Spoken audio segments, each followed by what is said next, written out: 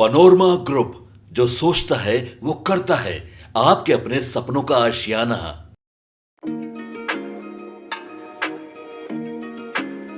भारत एक ऐसा देश है जहां शादी केवल दो आत्माओं का मिलन नहीं, बल्कि दो खानदानों की जबरदस्त भिड़ंत होती है। हंसी ठिठोली, नाच गाना, रस्म रिवाज और सबसे खास गालियां। जी हाँ, आपने बिल्कुल सही सुना, गालियां। और वो भी पूरे ठाठ से, रस्म के तौर पर, बिना किसी झिझक के। नीरज भैया के बहनी घूमा बाजार कर, सोला भाकर कर। ये कोई मोहल्ले के नुक्कड़ वाले झगड़ालू गालियां नहीं होती। ये शुद्ध रूप से लोक परंपरा की ऐसी मिठास है जो दुल्हन के पिया घर जाने से लेकर दूल्हे के बाप तक को ठहाके लगाने पर मजबूर कर देती है। तो चलिए आज आपको ले चलते हैं इस अनोखी शादी परंपरा की सैर पर, जहां गालियों में भी अपनापन छुपा होता है। अब जरा सोचिए, शादी है, मंडप सजा है, फूल मालाएं टंगी हैं और सामने खड़ी है दुल्हन की बुआ, मामी, मौसी, और वो भी पूरे तैयारी के साथ। पर सजने संवरने के लिए नहीं, बल्कि गारी देने के लिए।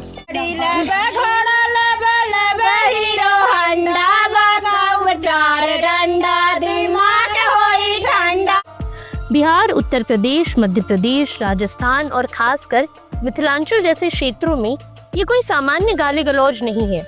ये तो रस्म है, रिवाज है, और अगर कहें तो ये एक कला है। यहाँ दूल्हे के आते ही मिठास भरी मार्मिक गालियों की बौछार शुरू होती है। और मजे की बात ये है कि सुनने वाले ना नाराज होते हैं, ना मुंह फुलाते हैं, उल्टे सब ठहाके मार मार कर हंसते हैं, जैसे यही तो है शादी की असली जान। अब वैसे तो शादी में हल्दी, मेहंदी, संगीत सब होता है, पर जब तक गारी गीत नहीं गाए जाए तब तक न दूल्हे का स्वागत मुकम्मल होता है, न ससुरालियों का अपमान। मिथिला, मगध और अवध जैसे क्षेत्रों में तो शादी में गाली देना एक अनिवार्य संस्कार है। अगर ना दी जाए तो दूल्हे का पिता खुद खाना खाने से इनकार कर देता है कि जब तक हमें चाट और गारी ना सुनाओ मैं भात नहीं छूऊंगा। और ये गालियां भी किसी आम स्क्रिप्ट से नहीं निकलती। हर रस्म के लिए कस्टम मेड गालियां होती हैं। जैसे हल्दी लग रही है तो एक सेट, पापा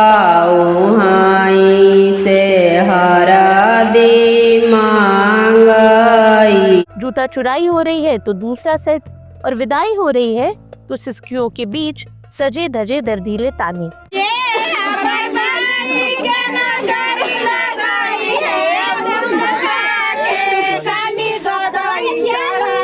अब जरा सोचिए, जब भगवान श्री राम जनकपुर आए थे तो मिथिला की स्त्रियों ने भी उनका स्वागत गालियों से ही किया था, और प्रभु ने भी मुस्कुराकर स्वागत स्वीकार किया। तो अब जब भगवान तक गाली सुन सकते हैं और वो भी खुशी खुशी, तो फिर हम और आप किस खेत की मूली हैं? इसके अलावा गारी गीतों की परंपरा बताती है कि हमारे समाज में हास्य और व्यंग का कितनी गहराई से सामाजिक स्थान रहा है।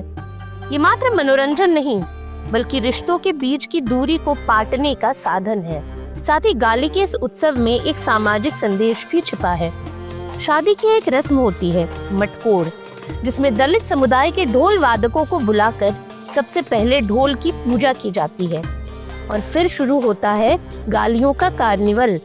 और ये गालियां सिर्फ मुंह से नहीं, बल्कि दिल से दी जाती हैं, और ऐसा माहौल बनता है जिसमें वर्ग भेद मिटता है, जातीय दूरी सिमटती है और एकता का राग बजता है। शादी में अगर ये नहीं हुआ तो कुछ अधूरा सा लगता है।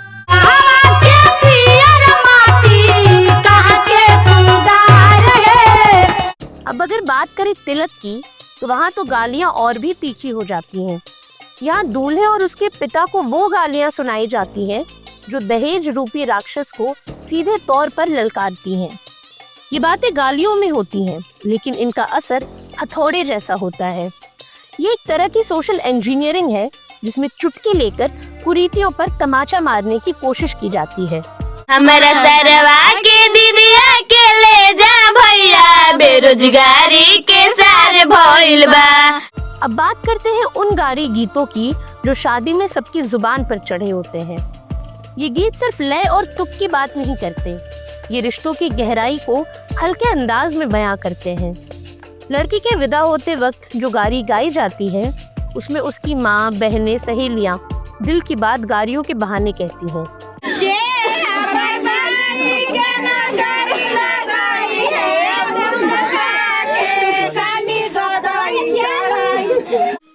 अब गौरतलब है कि गारी गीत भारतीय विवाह संस्कारों की स्पंदनशील आत्मा है।